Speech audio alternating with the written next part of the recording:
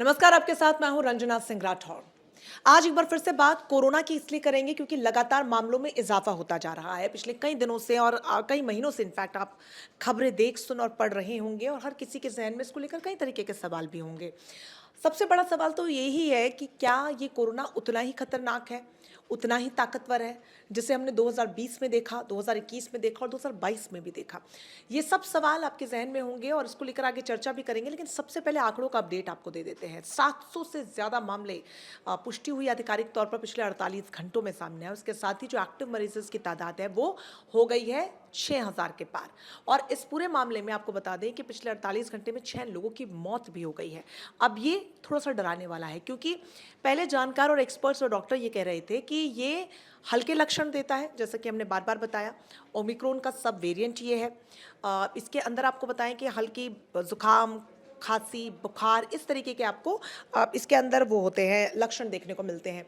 ऐसे में लोगों को लग रहा था और जानकार और डॉक्टर्स भी चूंकि कह रहे थे कि बहुत ज़्यादा खतरा नहीं है। हालांकि एक व्यक्ति जो इससे संक्रमित होता है वो बहुत जल्दी अन्य लोगों को आसपास के संक्रमित कर सकता है, यानी कि इसकी जो संक्रमण की दर है वो तेज है, वो ज़्यादा है, लेकिन मौत का खतरा नहीं। लेकिन अभी जो आंकड़े अब सामने आ रहे हैं वो चौंकाने वाले हैं और जनवरी से 60 से ज़्यादा लोगों की मौत हो गई। ये आंकड़ा भी बड़ा है इतने हल्के सब वेरिएंट के लिए। बड़ी खबर ये भी है, आधिकारिक सूत्रों से जानकारी जो सामने आई है कि केंद्र अब इसको लेकर मॉक ड्रिल करवा सकता है सभी राज्यों में। अब मॉक ड्रिल किस लिए? व्यवस्थाओं का जायजा लेने के लिए कि ऑक्सीजन की उपलब्धता क्या है, वेंटिलेटर की उपलब्धता कितनी है, दवाइयों की सुनिश्चितता को यहाँ पर उपलब्धता को सुनिश्चित करने के लिए सरकार की तरफ से ये मॉक ड्रिल हो सकती है। अभी ये सोर्सेस के हवाले से खबर है, हालांकि इसकी पुष्टि नहीं हुई है, लेकिन मॉक ड्रिल होने से पता ये चलेगा कि राज्य दर राज्य किस तरीके से सरकार और प्रशासन और स्वास्थ्य महकमा काम कर रहा है। और अगर मरीज, देखिए मॉक ड्रिल समझिए पहले होता क्या है, एक डेमो होता है। जैसे हाल फिलहाल में आपने ऑपरेशन सिंदूर से पहले सुना होगा मॉक ड्रिल का नाम। मॉक ड्रिल में किसी भी परिस्थिति के दौरान कैसे हालात बनेंगे, फिर चाहे वो युद्ध की परिस्थिति हो, कोरोना के लिहाज से कोरोना महामारी की परिस्थिति हो या फिर कोई और सिचुएशन, परिस्थितियां कैसी बनेंगी, हालात कैसे रहेंगे और उसमें एक्शन फोर्स कैसे काम करती है, क्या कुछ बंदोबस्त है, तैयारियां, सुविधाएं, रिसोर्सेज, सबका जायजा लिया जाता है। तो अब कोरोना की मॉक ड्रिल अलग होगी, आप इसे युद्ध वाली मॉक ड्रिल ना समझिएगा। इसमें यह देखा जाएगा कि अगर वाकई में अगर इतना आंकड़ा, एक सैंपल साइज होता है कि 1000 मरीज कोरोना पॉजिटिव अगर पाए गए तो उन 1000 मरीजों के लिए उस एक क्षेत्र में, उस राज्य के एक एक जिले में, एक इलाके में कहें, कितने हॉस्पिटल वहाँ पर हैं, कितने डॉक्टर्स हैं, उन हॉस्पिटल्स में कितने बेड्स हैं, कितने ऑक्सीजन की सप्लाई है, वेंटिलेटर कितने हैं, कोरोना की दवाई कितनी है, ये तरीके की जो जानकारियां हैं वो इस मॉक ड्रिल में हासिल की जाएंगी। यानी कि तैयारियों का बेसिकली इसमें जायजा लिया जाएगा कि अगर इस तरीके की महामारी जो हमने पिछली 3 लहरों में कोरोना की देखी कि लौट कर आती है तो हम कितने तैयार हैं। तो तैयारियों का जायजा लेने के लिए बेसिकली ये मॉक ड्रिल होती है। दूसरी बात ये है कि जो डॉक्टर्स हैं अब वो थोड़ा सा कह रहे हैं, क्योंकि मौत का आंकड़ा भी सामने आ रहा है, कि लोगों को थोड़ी सी बचने की जरूरत है। लेकिन हाँ, मॉक ड्रिल हो रही है इसका मतलब ये नहीं कि आपका काम काज सब बंद हो जाएगा या किसी प्रकार से लॉकडाउन लगेगा, क्योंकि कई जो वीडियोस वायरल होते हैं खासतौर पर सोशल मीडिया में, या फिर जो एडवाइजरी जारी की जाती है या जो खबरें सोशल मीडिया में आती है उसके नीचे लोग कॉमेंट्स काफ़ी कर रहे हैं और लोग ये लिख रहे हैं कि तो अच्छा मॉक ड्रिल होगी तो क्या लॉकडाउन लगेगा या सब कुछ बंद हो जाएगा या टेम्परेरी चीज़ें होंगी। तो देखिए अभी इसको लेकर कोई जानकारी नहीं, फिलहाल जो आधिकारिक जानकारी आ रही है वो यही सामने आ रही है कि मॉक ड्रिल हो सकती है, हालांकि उसको लेकर भी पुष्टि नहीं है। सबसे ज़्यादा खतरे की बात केरल के लिए है, क्योंकि केरल में सबसे ज़्यादा एक्टिव मरीजों की संख्या है। उसके अलावा बात करें तो दिल्ली और गुजरात भी पीछे नहीं है, असम का नंबर भी इसमें है। तो राजधानी दिल्ली में समस्या इसलिए भी है क्योंकि बड़ी तादाद में लोग यहाँ पर बाहर से आते हैं, और केरल में भी आप देखिए कि फॉरेनर्स जो है वो काफ़ी आते हैं और सभी पर्यटन क्षेत्र भी हैं। ऐसे में बाहर से लोग जो आ रहे हैं और ज़्यादा पर्यटन होने के चलते, और अब मानसून भी बेहद करीब है, केरल का रुख लोग करते हैं मानसून में काफ़ी ज़्यादा, तो ऐसे में बीमारियां बढ़ने की, कोई भी बीमारी हो बढ़ने के सबसे ज़्यादा चांसेस होते हैं, सबसे ज़्यादा प्रोबेबिलिटी बनी रहती है। और इसीलिए भी ये राज्य जो है वो फिलहाल रिस्क पे हैं।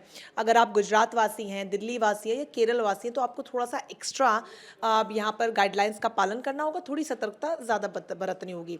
बेसिक पॉइंटर्स जो हम बार बार दोहराते हैं कि वक्त दर वक्त अपने हाथ धोएं, आप मास्क लगाइए और आप भीड़-भाड़ वाली जगह पर जाने से बचिए। सबसे इम्पोर्टेंट तो ये है कि हेल्दी डाइट रखिए, रोज़ाना एक्सरसाइज़ कीजिए और खुली हवा में ज़रा टहलिए।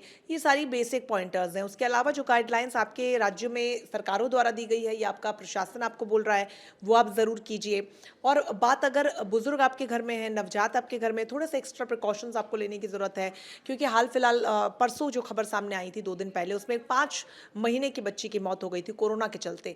तो ये भी देखिए आंकड़े जो हैं वो स्थिति को बयाँ कर रहे हैं। हालाँकि डॉक्टर्स बार-बार कह रहे हैं कि लोगों को घबराने की ज़रूरत नहीं है, लेकिन कहते हैं कि precaution is better than cure.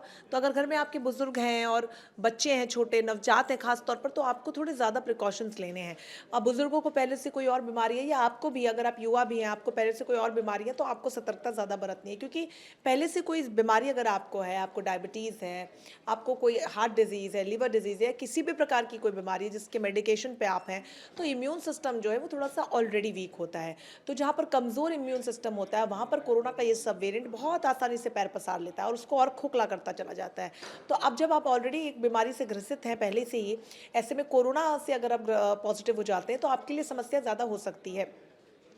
समस्या उन लोगों के लिए भी हो सकती है जिन्होंने वैक्सीन नहीं ली है। हालाँकि आपने पहली डोज़ ली है, दूसरी डोज़ ली है और बूस्टर डोज़ ली है तो एक्सपर्ट्स का कहना है कि आपके लिए बहुत बेहतर है। लेकिन कई डॉक्टर्स ये भी कह रहे हैं कि हर सब वेरिएंट का, हर कोरोना के वेरिएंट का अपना एक अलग टीका है। तो पुराने टीके जो थे वो पुराने कोरोना वायरसेस के लिए थे। अब ये नया आया है JN.1 ओमिक्रॉन का सब वेरिएंट है। इसके लिए अलग वैक्सीन है। तो इसके लिए अब अलग वैक्सीन बनी नहीं है क्योंकि इसके लिए एक लंबी रिसर्च होती है जिसमें एक्सपर्ट्स का कहना है बहुत खर्च आता है। इस वजह से दोबारा हर बार नहीं रिसर्च की जा सकती। लेकिन फिर भी सेफर साइड अगर जिन लोगों ने वैक्सीन ली है उनके लिए फिर भी थोड़ा-सा मामला ठीक ज़रूर है क्योंकि आपकी इम्यूनिटी जो है बन जाती है। अच्छी बात ये है कि जब कोरोना की तीनों लहरें आई थी बड़े तादाद पे एक ह्यूज स्केल पर हमारी जो पॉपुलेशन है, आबादी है वो कोरोना पॉजिटिव हुई। अब इससे फ़ायदा ये होता है कि एक हर्ड इम्यूनिटी जो होती है देश में वो ऑलरेडी बन चुकी है। अब उससे क्या होता है कि जो रोग प्रतिरोधक क्षमता होती है यानी कि बीमारी से लड़ने की क्षमता और कोरोना के केस में कोरोना वायरस से लड़ने की क्षमता ऑटोमेटिकली आपकी बॉडी में डेवलप होती है और इससे आपने अगर वैक्सीन नहीं भी ली है तो भी ज़्यादा समस्या नहीं है, वो फाइट करने में आपको हेल्प करते हैं उस वायरस से। तो इसीलिए बहुत ज़्यादा ज़रूरी ये है कि आप सिर्फ प्रिकॉशंस लेते रहें और आगे बढ़ते रहें। बहुत लोगों ने कोवैक्सीन ली, बहुत लोगों ने कोविशील्ड ली, कुछ लोगों ने रूस की स्पुतनिक भी ली। कोई भी वैक्सीन आपने ली हो, अगर बूस्टर डोज़ नहीं ली है तो समस्या हो सकती है, लेकिन बूस्टर डोज़ ली है तो आपके लिए रास्ता और भी साफ़ है। कोरोना के मामले जिन राज्यों में सामने आ रहे हैं, वहाँ पर लोगों को ज़्यादा प्रिकॉशंस लेने को कहा गया है, जिसमें केरल का नाम चूँकि हमने अभी भी बताया सबसे ऊपर है। केरल इसलिए भी ऊपर है क्योंकि केरल में आप देखिए कि किस तरीके से बड़े तादाद में लोग बाहर से आते हैं। अब एक्टिव आंकड़े जो सामने आ रहे हैं, वो ये बता रहे हैं कि वहाँ पर लगातार लोग भर्ती भी हो रहे हैं। अच्छा, कई लोग ऐसे भी हैं जिनको हल्के-फुल्के लक्षण हैं, जो घरों में ठीक हो जा रहे हैं और उन लोगों को देखकर बहुत से लोग इसी प्रणाली को अपना रहे हैं कि हल्के-फुल्के लक्षण है, बुखार है, खाँसी है, ज़ुकाम है, तो इनके ज़रिए हम घर में ही ठीक हो जाएँगे। जैसे हमें हल्का बुखार होता है, हम कोई दवाई लाते हैं मेडिकल से, स्टोर से और हम वही खाकर घर पर बैठ भी जाते हैं और उससे लोग अमूमन ठीक भी हो जाते हैं और लोग इसी तरीके का प्रोसेस यहाँ भी अप्लाई कर रहे हैं। पहले डॉक्टर्स कह रहे थे कि हाँ, ये भी आप कर सकते हैं, लेकिन अब चूँकि लोगों की मौतें भी हो रही हैं, मौत का आंकड़ा सामने आ रहा है जिसमें नवजात से लेकर युवा से लेकर बुजुर्ग भी शामिल है, तो ऐसे में आप रिस्क मत लीजिए और आपको भी हल्के-फुल्के लक्षण होते हैं, तो आप एक कोविड का टेस्ट ज़रूर करवा लें। नहीं पॉजिटिव है तो बहुत अच्छी बात है, आप घर पे दवाई खा के ठीक हो जाइए जो आप करने वाले थे। लेकिन अगर आप in any case Covid positive आते हैं, तो आपके लिए अच्छा होगा कि आपको ये पता होगा और आपको एक डायरेक्शन मिलेगी कि किस दिशा में आपको अपना इलाज को आगे बढ़ाना है। इससे चूँकि ये जो सब वेरिएंट है, ये आस-पास के लोगों को जल्दी संक्रमित करता है। ऐसे में अगर आप कोविड पॉजिटिव हैं और आप घर पे इलाज कर रहे हैं और आइसोलेशन का भी अब ज़्यादा फ़ॉर्मूला नहीं देखने को मिल रहा है घरों में, लोग बहुत ज़्यादा लाइट और लीनिएंट हो गए हैं, तो आस-पास के लोगों को ये बहुत जल्दी संक्रमित कर सकता है और जिन लोगों को भी इम्यूनिटी की समस्या है, बुजुर्ग आपके घर में होंगे, तो अगर आपके लिए खतरा तो नहीं है, चलिए ठीक है, आप ठीक हो जाएँगे, लेकिन क्या पता उनके लिए हो। कोई नवजात है, घर में बच्चा है, बच्चे हैं, तो उनके लिए समस्या ज़्यादा हो सकती है। तो ये भी आपको सोचना होगा। आप अकेले रहते हैं तो ठीक बात है, लेकिन अगर आप परिवार के साथ रहते हैं तो आप रिस्क मत लीजिए और डॉक्टर के पास आप जाइए और इसका परामर्श लीजिए। कोविड टेस्ट कराने में कोई हर्ज नहीं है, कोविड का आप टेस्ट ज़रूर कराइए क्योंकि घबराने वाली बात नहीं है, क्योंकि कई लोगों के दिमाग में ये भी चलता है कि अरे हम कोरोना पॉजिटिव आ गए तो समस्या हो जाएगी, लेकिन ऐसी कोई समस्या नहीं है। अन्य बीमारियों की तरह this is also one of the diseases, एक बीमारी ही है जिसका बड़े स्तर पर टीकाकरण हमारे देश में हुआ और उतना घबराने वाली बात नहीं, क्योंकि 3 लहरों में जो बंदोबस्त हमने किए और अब तो पूरी तरीके से हम तैयार हैं, क्योंकि जब नया-नया कोरोना वायरस आया था, तब लोगों को समझ ही नहीं आ रहा था कि ये एक्चुअली है क्या और इससे होगा कैसे?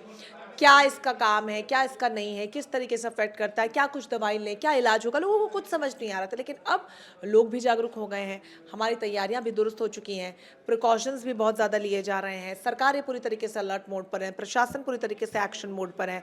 ऐसे में आपके लिए पूरी तैयारी, आपको कुछ नहीं करना है, आपको बस अपना ख्याल रखना है, अपने परिवार वालों का ख्याल रखना है। अलग अलग राज्यों में वक्त दर वक्त कोरोना को लेकर एडवाइजरी भी जारी की जाती रही है, उसका आपको पालन करना है। किसी राज्य में, जैसे कई राज्य ऐसे हैं, राजस्थान ऐसा है और भी कई राज्य है जिसमें आप देखेंगे कि न के बराबर कोरोना मामले सामने आ रहे हैं।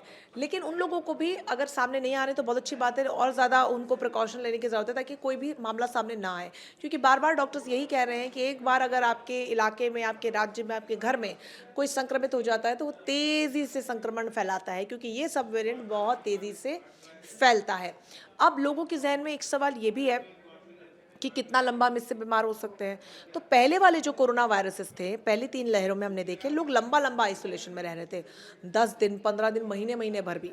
लेकिन ये वाला जो वायरस है 5 से 7 दिन ऑन एन एवरेज देखा गया है, जो डॉक्टरों का कहना है कि लंबा ये खिंचता है और इससे ज़्यादा ये लंबा नहीं खिंचता है। और कई केसेस में फिर अगेन वो आपकी इम्यूनिटी पे डिपेंड करता है कि कितनी जल्दी आप उससे फाइट बैक करते हैं, कितनी अच्छी आप डाइट लेते हैं, कितना रेगुलर हैं आप अपनी एक्सरसाइज को लेकर और आप अपनी हेल्थ को लेकर कितना सीरियस हैं। ये सबसे ज़्यादा इसमें इंपॉर्टेंस रखता है। इसलिए अगर ज़्यादा दिन भी हो जाते हैं तो समस्या इस बात की नहीं है, सोच के घबराइएगा नहीं कि हमें कुछ ज़्यादा एडवांस हो गया है या हमें कोई ज़्यादा बीमारी बड़ी हो गई है कोरोना के चलते।